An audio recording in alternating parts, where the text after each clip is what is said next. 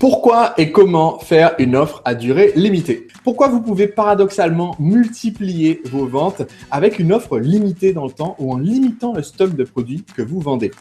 Comment vous pouvez justifier votre offre tout en communiquant avec vos clients de façon éthique et également la technique la plus efficace pour déterminer quelle est la limite que vous devez placer sur votre stock de vente. Vous allez découvrir tout cela en 15 minutes chrono. Aujourd'hui, je suis avec Marc Murcia. Bonjour Marc. Marc est directeur du département commercial pour la société Tout Change.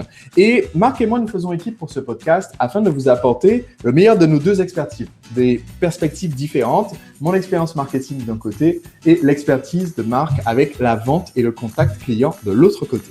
Alors, pour vous placer un petit peu ce podcast dans un contexte, en 2007, je dirigeais une société qui était une école de danse latine. J'enseignais la salsa et j'enflammais le centre-ville de Nantes du mardi au vendredi soir avec des cours de salsa cubaine, portoricaine et de bachata.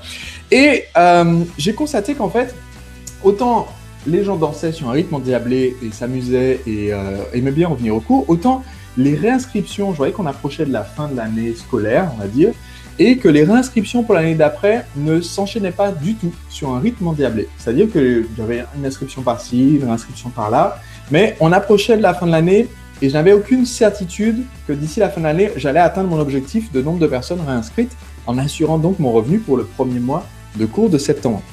Donc, j'étais un peu frustré par ça et je me suis rendu compte du vrai problème de fond. Je me suis rendu compte que puisqu'on pouvait s'inscrire à tout moment, eh bien, il n'y avait aucune raison de s'inscrire maintenant. Et c'est là que j'ai compris que je devais apprendre à faire une offre limitée, à limiter le timing pour s'inscrire et à limiter le nombre de places pour une offre spéciale pour que les gens se bousculent. Donc, dans ce podcast, nous allons vous expliquer comment faire et ce, juste après le générique.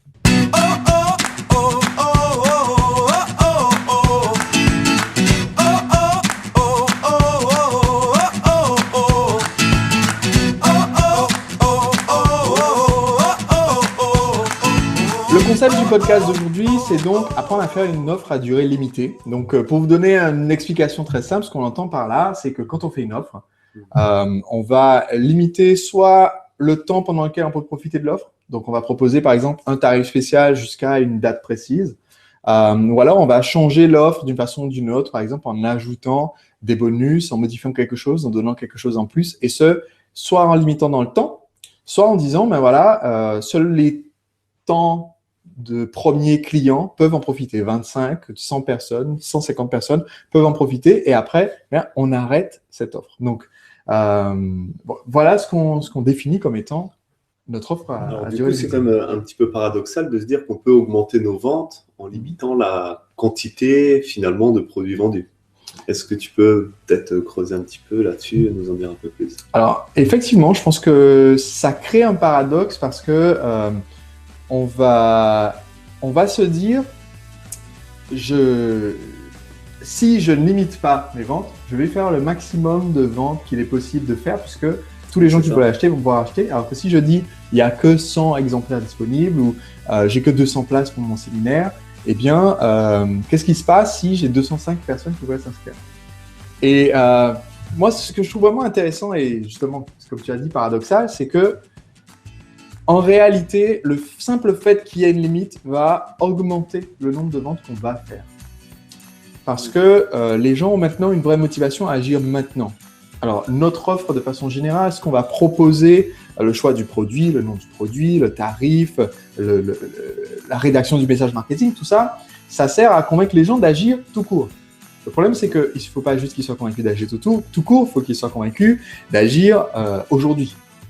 Et le fait de dire, voilà la date limite des inscriptions, voilà le dernier jour où vous pouvez profiter de cette offre en tant que nouveau client ou personne qui a découvert ce qu'on propose, fait qu'en fait, vous allez voir, d'un seul coup, étonnamment, il y a un pic d'inscription le jour de la fermeture des ventes. D'accord. Le dernier jour. Tout comme dans la vie de tous les jours, c'est dans les dates limites qu'il y a le rush. D'accord. Combien de gens déposent leur déclaration d'impôt le dernier jour où on peut déposer sa déclaration d'impôt? À 11h59. À 11h59, on va en ligne parce qu'en ligne, il y a quelques jours de plus que pour aller remettre, date qui est déjà passée parce qu'on va laisser passer. Et là, en fait, on crée le même principe, en fait. Tout comme beaucoup de magasins voient que le jour où ils ont le plus de ventes avant Noël pour les cadeaux de Noël, c'est le dernier jour où ils étaient ouverts avant Noël. Ouais, Parce que les gens avaient, pendant des mois, pendant toute l'année, en fait, on pourrait acheter nos cadeaux de Noël pour le Noël d'après. On sait que ça arrive, en fait. On est au courant. Si vous avez des enfants, vous êtes à peu près sûr que vous allez avoir, grosso modo, le même nombre d'enfants au Noël de l'année d'après. D'accord? Plus ou moins un près, voilà, peu de choses près. Mais vous allez avoir à peu près le même nombre de cadeaux offerts l'année d'après. Vous pouvez déjà prévoir exactement quel est l'âge qu'ils auront à Noël de l'année d'après. Donc, on va dire, c'est pas une surprise énorme qu'il y a Noël qui arrive. Et pourtant, sur l'année, le gros des achats de Noël se fait en décembre. Sur le mois de décembre, le gros des achats de Noël se fait dans la dernière semaine avant Noël. Sur la dernière semaine avant Noël, le gros des achats de cette semaine-là se fait le jour d'avant Noël. C'est le principe de la date limite.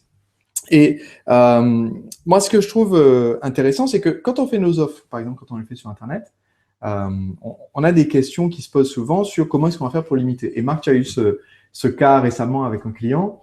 Est-ce que tu peux dire un petit peu dans quelle situation se trouvait ce client? Parce que beaucoup des gens qui vont nous regarder peuvent vivre ce même genre de situation. Dans la même situation. Qu'est-ce que tu as proposé comme solution? Alors en fait, j'ai fait un coaching avec Mathieu, donc Mathieu qui est membre de l'atelier justement qui va participer à notre atelier machine à vendre. Et donc Mathieu en fait a une méthode de mémorisation, donc en mathématiques, mais également sur la conjugaison, etc. Donc pour destiner aux enfants. Et il a fait des lancements orchestrés sur cette méthode qui ont très très bien fonctionné. D'accord. Et du coup, maintenant, lancement orchestré, pour ceux qui sont nouveaux dans notre podcast, c'est une campagne marketing qui dure entre 1 semaine et 2 semaines et pendant laquelle on donne énormément de conseils et de contenu avant de proposer un produit ou service. On crée l'envie et l'anticipation avant de proposer ce produit ou service et on propose une offre pendant une durée limitée. C'est ça. Et donc du coup, étant donné qu'il a eu de très bons résultats sur son lancement, Mathieu va le passer en perpétuel. D'accord. Donc, ce qu'on appelle en perpétuel, c'est que chaque nouveau prospect qui va cliquer pour voir une vidéo qui ouvre le lancement orchestré va rentrer dans la séquence du lancement orchestré. Il reçoit automatiquement une séquence. Il va recevoir automatiquement cette séquence. Mais il avait fait en fait une offre spéciale pendant ce lancement qui était qu'il envoyait un DVD physique donc et un cahier d'exercices à tous ceux qui bénéficiaient de l'offre en fait pendant le lancement, qui achetaient l'offre. Voilà, dans les temps. Il a dit voilà, de telle date à telle date, j'offre ces deux cadeaux. Exactement. Et avant la fermeture des ventes, donc tous ceux qui achetaient donc bénéficiaient de ce cahier d'exercice. Donc maintenant qu'il bascule en fait ce lancement perpétuel, il a eu un petit cas de conscience de se dire oui, mais aujourd'hui, comment je peux justifier la quantité limitée du cahier d'exercice et du DVD, alors que finalement, mon lancement est automatique, il est perpétuel, et que toute l'année, des gens vont pouvoir en bénéficier. Et étant donné que sa société s'est développée grâce à ces lancements orchestrés, aujourd'hui, il n'a plus les problèmes de stock qu'il a eu lors de ses premiers lancements. C'est-à-dire quand il s'est lancé au départ, il limitait le nombre de personnes parce qu'il avait un stock. Voilà, lui, en termes de trésorerie, il avait pu faire X commandes de DVD, X commandes de cahiers, mais aujourd'hui, son activité tourne et en gros, il n'est plus du tout limité par les stocks. Donc, il avait ce problème un petit peu de cas de conscience où il se demandait comment justifier la quantité limitée de ses produits. D'accord. Donc, en discutant, on en est venu à cette proposition que je lui ai faite de se dire l'idée, c'est de donner une valeur à ces produits parce que tu as un coût de fabrication pour tes DVD, tu as un coût de fabrication pour le manuel, tu as un coût pour l'envoi également de ces éléments et puis tu as la valeur que ça apporte en complément de l'offre, la valeur par rapport à l'enseignement, par rapport aux techniques que tu donnes dans ces supports. Et donc, de leur donner une valeur et de les mettre en vente sur ton site. Déjà, ça permettra également à des personnes qui ne veulent pas le pack total et qui aiment ce format DVD ou ce format cahier d'exercice à faire hors ligne, donc de pouvoir en bénéficier. Et également, parce que c'était, de mémoire, c'était sur de la conjugaison, alors que sa méthode est plutôt liée aux mathématiques, sur la formation en ligne. Donc, ceux qui sont plutôt intéressés par la conjugaison, pourront acheter le DVD. Et du coup, ça permet de donner une valeur, de les avoir en vente sur le site tout au long de l'année et de créer une offre pendant le lancement, donc exceptionnelle, c'est-à-dire que toutes les personnes qui sont dans le lancement, si elles souhaitent bénéficier dans le temps imparti de cette offre, elles auront en bonus, en supplément, ce DVD et ce cahier d'exercice. Ça veut dire qu'on passe d'un ancien mode où on disait inclus dans le programme, il y a ce DVD, ce cahier d'exercice, et je peux le faire que pour 50 personnes parce que je n'ai que 50 exemplaires. C'était l'ancien mode. À maintenant, il sait qu'il a un nombre illimité d'exemplaires en stock, mais il dit normalement, on vend ce DVD, ce cahier sur notre site pour tant d'euros, mais pendant une période d'aujourd'hui à telle date, vous pouvez l'avoir en cadeau gratuit. C'est ça. D'accord? Et il passe pas cette limite en disant parce que j'en ai que tant en stock. Alors, comment est-ce qu'il justifie du coup? Alors, justement, lui, le problème que ça lui a posé, c'était de se dire, oui, mais est-ce que ça ne fait pas un peu trop marketing? Offre marketing comme une solde, une promotion ou autre. Et du coup, là, la question s'est posée de pourquoi, justement, tu limites le temps de l'offre et pourquoi qu'est-ce que tu as envie que tes clients fassent quand ils sont dans cette période de lancement? L'idée, c'est de les pousser à acheter. Les pousser à acheter parce qu'autrement, ils savent qu'ils ont le problème, ils savent que la méthode va aider leurs enfants, mais ils vont repousser à la semaine prochaine, au mois prochain, voire à l'année prochaine, pour tout un tas de bonnes raisons qui auront une très bonne justification également. Mais donc, ils vont repousser. Donc, l'idée, c'est de leur mettre un petit peu un coup de pied aux fesses et de leur dire, c'est maintenant que ça se passe. Et pour t'inciter à le faire maintenant, je vais t'offrir en plus ce DVD et je vais t'offrir en plus ce cahier d'exercice. Donc, c'est un petit peu le côté l'ami bienveillant qui sait que tu as un problème, qui sait que cette solution va t'aider à régler le problème et on va te pousser un petit peu pour que tu te bouges et que tu ailles en profiter tout de suite et en bénéficier. Et donc là, on peut se permettre d'être transparent. C'est pas qu'on est complètement transparent. C'est pas qu'on met la pression aux gens, c'est qu'on leur dit, écoutez, je sais que ça peut vous aider. Et pour vous inciter à franchir le pas, pour vous faire vraiment une offre irrésistible, pour que ça soit tout naturel pour vous de le faire, je vais même rajouter un incentive de plus, un petit… Et je vais en rajouter un autre également. C'est ça. C'est vraiment être transparent sur l'offre qu'on fait et puis sur la manière dont on veut pousser les gens aussi à passer à l'action. Voilà l'idée. Alors… Donc justement, après, l'idée, c'est de se dire, comment placer la limite. Si je décide de placer une limite, pour moi, comme je disais tout à l'heure, le simple fait de mettre une limite fait qu'on va faire plus de ventes. Maintenant, où est-ce que je passe à la limite? Eh bien, chose très surprenante, la plupart des gens n'y pensent pas, je passe à la limite là où est mon objectif, en fait. Donc, si je m'adresse à 400 prospects, mais je sais que je considérais que ça serait vraiment une très bonne opération commerciale que d'avoir fait 100 ventes, je passe pas à la limite à 40 pour mettre la pression aux gens en disant vous êtes 400 mais il n'y a que 40. Non, parce que à 40, je serais déçu. Ou alors à 40 ventes, je serais obligé de laisser en fait les inscriptions ouvertes et d'avoir menti sur ma limite, ce qui n'est pas non plus ce que je veux.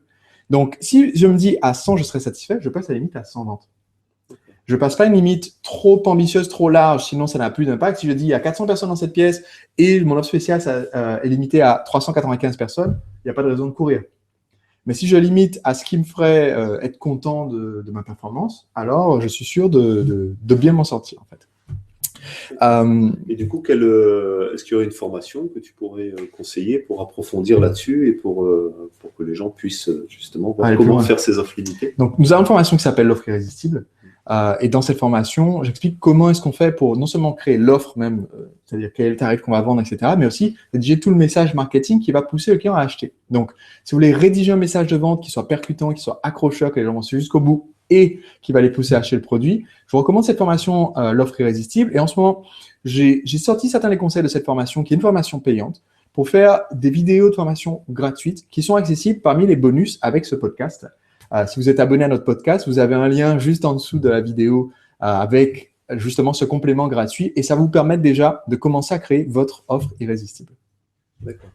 Alors du coup, pour finir, tu nous as le dénouement de cette histoire avec ton cours de salsa. Pour le cours de salsa, j'ai fait exactement ce que tu as conseillé à Mathieu de faire. En fait, j'ai créé un CD audio avec un DJ qui faisait de la musique latine.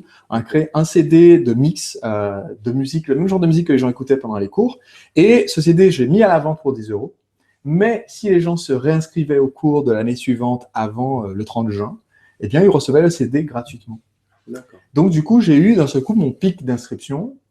Puisque j'ai renouvelé quasiment tout le monde pour l'année d'après en très peu de temps. Et ça m'a permis donc d'atteindre mon objectif en limitant dans le temps, en disant voilà, jusqu'au 30 juin, vous avez ce cadeau en plus. D'accord. Voilà. D'accord. Donc voilà, donc aujourd'hui dans ce podcast, vous avez découvert pourquoi vous pouvez justement paradoxalement augmenter vos ventes avec une offre limitée dans le temps, donc en limitant le stock de produits que vous proposez. Comment vous pouvez justifier cette offre tout en restant éthique, et la technique la plus efficace pour déterminer où placer justement la limite au niveau de cette offre. Donc la semaine prochaine, dans le podcast, on va partager avec vous des conseils sur le thème des partenariats.